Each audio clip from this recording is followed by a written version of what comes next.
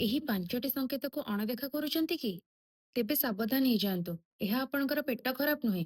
ଏହା ଆପଣଙ୍କର ଗଟ୍ ଆପଣଙ୍କୁ ସିଗ୍ନାଲ ଦେଉଛି। ଆପଣ ଜାଣନ୍ତି କି ଆପଣଙ୍କର ଗଟ୍ କେବଳ ଆପଣଙ୍କର ଖାଦ୍ୟ ହଜମରେ ସାହାଯ୍ୟ କରେନି। ଏହା ଆପଣଙ୍କର ଇମ୍ୟୁନିଟି, ହରମୋନ, ମୁଡ୍ ଓ ବ୍ରେନକୁ ମଧ୍ୟ କଣ୍ଟ୍ରୋଲ କରେ। ତେବେ ଚାଲନ୍ତୁ ଜାଣିବା ଏହି 5ଟି ସଂକେତ କଣ? ବାରମ୍ବାର ପେଟ ଫୁଲିବା। ଟିକେ ଖାଇଲେ ବି ଆପଣଙ୍କର ପେଟ ଡ୍ରମ୍ ଭଳିଆ ଫୁଲି ଯାଉଛି କି? ତାହେଲେ ଆପଣ ଜାଣିବେ ଏହା ପୁଅର ଡାଇଜେସନ ଏବଂ ଖରାପ ଗଟ୍ ବ୍ୟାକ୍ଟେରିଆର ସଂକେତ ଅଟେ। କନଷ୍ଟିପେସନ କିମ୍ବା ଲୁଜ ମୋସନ ହେବା। ପେଟ କେତେବେଳେ ଠିକ ରହୁଛି ତ କେବେ ଖରାପ। ଏହା ଗଟ୍ ଇମ୍ବାଲାନ୍ସର ସ୍ପଷ୍ଟ ୱାର୍ନିଂ। ଚର୍ମ ସମସ୍ୟା ଦେଖାଦେବା। Pimples, rashes, dull skin. Cream ଲଗାଉଛନ୍ତି କିନ୍ତୁ କିଛି ବି ରେଜଲ୍ଟ ଆସୁନି। ତେବେ ଜାଣିବେ ସମସ୍ୟା ଆପଣଙ୍କର ମୁହଁରେ ନାହିଁ, ସମସ୍ୟା ଆପଣଙ୍କର ପେଟ ଭିତରେ।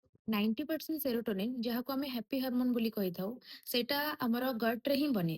ଯଦି ଆପଣଙ୍କୁ ବାରମ୍ବାର ଥକା ଲାଗୁଛି, ଲୋ ଏନର୍ଜି ଫିଲ୍ ହଉଛି କିମ୍ବା ମୁଡ୍ ସୁଇଙ୍ଗ ହେଉଛି, ତେବେ ଜାଣିବେ ଗଡ଼ବଡ଼ ଆପଣଙ୍କର ପେଟରେ ହିଁ ଅଛି। ଏବେ ଚାଲନ୍ତୁ ଜାଣିବା ଲାଷ୍ଟ ସଂକେତ। ଅଳ୍ପ ଖାଉଛନ୍ତି କିନ୍ତୁ ଓଜନ କମୁନି। ଡାଏଟ୍ ବହୁତ କଲେଣି କିନ୍ତୁ ୱେଟ୍ ଲସ୍ ହେଉନି। ଏହା ଆପଣଙ୍କର ପୁଅର ଗଟ୍କୁ ଦର୍ଶାଉଛି। ଆଉ ପୁଅର ଗଟ୍ ମାନେ ସ୍ଲୋ ମେଟାବଲିଜିମ୍। ମୋ ପେଟ ଭିତରେ ଟ୍ରିଲିୟନ୍ସ ଅଫ୍ ଗଟ୍ ବ୍ୟାକ୍ଟେରିଆ ରହିଛି, ଯାହା ଆମର ଖାଦ୍ୟକୁ ହଜମ କରାନ୍ତି, ଭାଇଟାମିନ୍ B12 ଏବଂ K ତିଆରି କରନ୍ତି, ଇମ୍ୟୁନିଟି ଷ୍ଟ୍ରଙ୍ଗ କରିବାରେ ସାହାଯ୍ୟ କରନ୍ତି ଏବଂ ଇନଫ୍ଲାମେସନ ମଧ୍ୟ କମାନ୍ତି। କିନ୍ତୁ ଆମେ ଜଙ୍କ ଫୁଡ, ଷ୍ଟ୍ରେସ୍, ଆଣ୍ଟିବାୟୋଟିକ, ପୁଅର ଲାଇଫଷ୍ଟାଇଲ ଦ୍ୱାରା ଏହି ବ୍ୟାଲେନ୍ସକୁ ଭଙ୍ଗ ଫଳରେ digestive problem, obesity, skin issue, diabetes ଏହିସବୁ ରୋଗ ଦେଖାଦେଉଛି। ଆମ ଗଟ୍କୁ ସେକେଣ୍ଡ ବ୍ରେନ୍ ବୋଲି ମଧ୍ୟ କୁହାଯାଏ।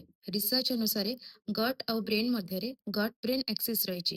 ଯଦି ଗୋଟିଏ ଖରାପ ହେବ ତେବେ ଅନ୍ୟଟି ନିଶ୍ଚିନ୍ତ ପ୍ରଭାବିତ ହେବ। ଏହି ସବୁ ସିଗ୍ନାଲ ଯଦି ଆପଣଙ୍କର ପେଟ ଆପଣଙ୍କୁ ଦେଉଛି ତେବେ ଏହାକୁ ଇଗ୍ନୋର କରିବେନି, କାରଣ ଗଟ୍ ଖରାପ ରହିଲେ ସମ୍ପୂର୍ଣ୍ଣ ଶରୀର ଖରାପ ହୋଇଯିବ। ଆଉ କିଛିଟା ଗଟ୍ ଫ୍ରେଣ୍ଡଲି ଫୁଡ ଲିଷ୍ଟ ମୁଁ ଡେସ୍କ୍ରିପ୍ସନରେ ମେନସନ କରିଦେଇଛି, ତାକୁ ଚେକ୍ କରିଦିଅନ୍ତୁ। ଏମିତି ନ୍ୟୁଟ୍ରିସନ ରିଲେଟେଡ ଭିଡିଓ ଚାହୁଁଥିଲେ ଏ ଭିଡିଓଟିକୁ ଲାଇକ୍ କରନ୍ତୁ ଏବଂ ମୋ ଚ୍ୟାନେଲକୁ ସବସ୍କ୍ରାଇବ କରନ୍ତୁ। Stay healthy.